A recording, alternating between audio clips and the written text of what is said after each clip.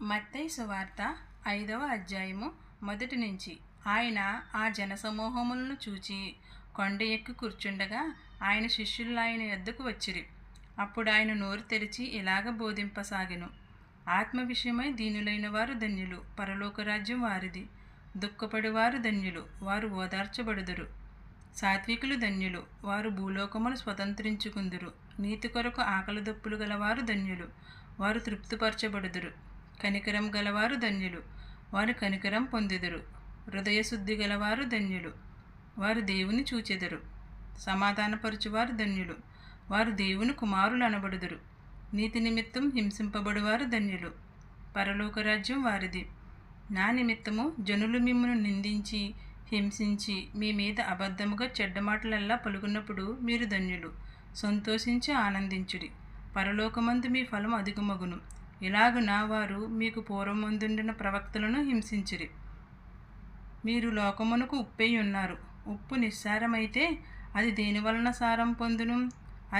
అది బయట పారవేయబడి మనుషుల చేత త్రొక్కబడుటకే గాని మరి దేనికిని పనికిరాదు. మీరు లోకమునకు వెలుగై ఉన్నారు. కొండ మీద నుండి పట్టణము మరుగై ఉండనేరదు. మనుషులు దీపం వెలిగించి కొంచెము క్రింద పెట్టరు గాని అది ఇంట నుండి వారికి అందరికీ వెలిగిచ్చుటకే దీపస్తంభం మీదనే పెట్టుదురు. మనుషులు మీ సత్క్రియలను చూచి పరలోకమందున్న మీ తండ్రిని మహిమపరిచినట్లు వారి ఎదుట మీ వెలుగు ప్రకాశింపనీయుడి.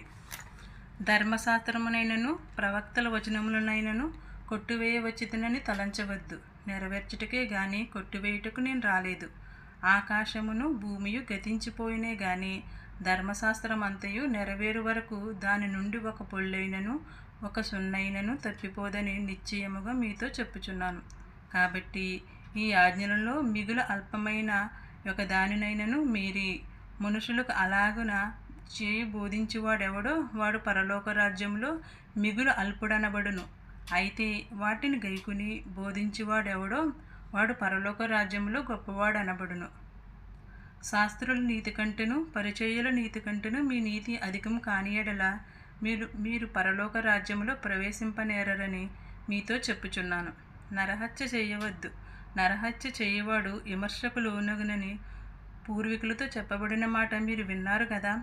నేను మీతో చెప్పినదేమనగా, తన సహోదరుని మీద కోపపడు ప్రతివాడు విమర్శకు లోనగును. తన సహోదరుని చూచి వ్యర్థుడా అని చెప్పువాడు మహాసభకు లోనగును. ద్రోహి అని చెప్పువాడు నరకాగ్నికి లోనగును. కావున నీవు బలిపీఠమునొద్ద అర్పణం నర్పించుచుండగా నీ మీద నీ సహోదరునికి విరోధమేమైనా కలదని అక్కడ నీకు జ్ఞాపకం వచ్చిన యెడల అక్కడ బలిపీఠం నెదుటనే నీ అర్పణం విడిచిపెట్టి మొదట వెళ్ళి నీ సహోదరునితో సమాధానపడుము. అటు తరువాత వచ్చి నీ అర్పణం నర్పింపుము.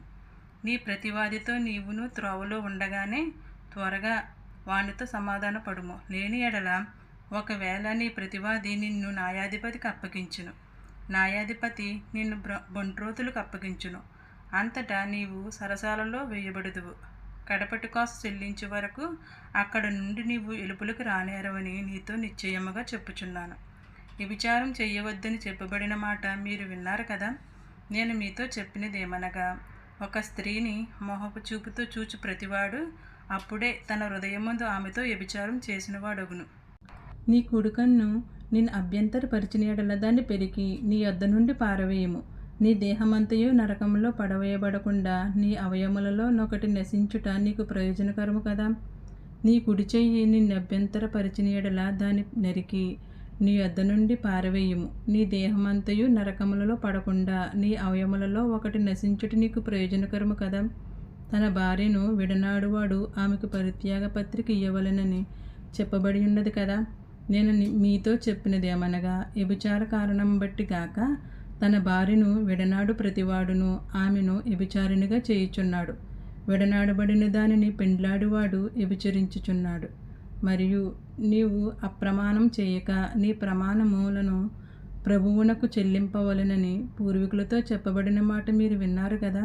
నేను మీతో చెప్పినదేమనగా, ఎంత మాత్రము ఒట్టు పెట్టుకొనవద్దు. ఆకాశం తోడనవద్దు, అది దేవుని సింహాసనము. భూమి తోడనవద్దు, అది ఆయన పాదపీఠము. యెరూషలేము తోడనవద్దు, అది మహారాజు పట్టణము. నీ తల తోడని ఒట్టు పెట్టుకొనవద్దు. నీవు ఒక వెంట్రుకనైనను తెలుపుగా గాని నిలుపుగా గాని చేయలేవు. మీ మాట అవునంటే అవును, కాదంటే కాదు అని ఉండవలను. వీటికి మించినది దుష్టుని నుండి పుట్టినది. కంటికి కన్ను, పంటికి పళ్ళు అని చెప్పబడిన మాట మీరు విన్నారు కదా. నేను మీతో చెప్పినదేమనగా, దుష్టుని ఎదిరింపక నిన్ను కుడి చెంప మీద కొట్టిన వాని వైపునకు ఎడమ చెంప కూడా త్రిప్పుము. ఎవడైనా నీ మీద వ్యాజ్యం వేసి నీ అంగి తీసుకొనగోరిన ఎడల వానికి నీ పై వస్త్రం కూడా ఇచ్చివేయము. ఒకడు 1 మైలు దూరం రమ్మని నిన్ను బలవంతము చేసిన ఎడల వానితో కూడా 2 మైళ్ళు వెళ్ళుము. నిన్ను అడుగున వానికిమ్ము. నిన్ను అప్పు అడుగుగోరు వాని నుండి నీ ముఖము త్రిప్పుకొనవద్దు. నీ పొరుగువాని ప్రేమించి నీ శత్రువులను ద్వేషించమని చెప్పబడిన మాట మీరు విన్నారు కదా. నేను మీతో చెప్పినదేమనగా, మీరు పరలోకమందున్న మీ తండ్రికి కుమారులై ఉండినట్లు మీ శత్రువులను ప్రేమించుడి. మిమ్మును హింసించు వారి కొరకు ప్రార్థన చేయుడి. ఆయన చెడ్డవారి మీదను మంచివారి మీదను తన సూర్యుని ఉదయింపజేసి నీతిమంతుల మీదను అనీతిమంతుల మీదను వర్షం కురిపించుచున్నాడు. మీరు మిమ్మును ప్రేమించు వారినే ప్రేమించిన ఎడల మీకేం ఫలము కలుగును? సుంకరులను అలాగనే చేయుచున్నారు కదా.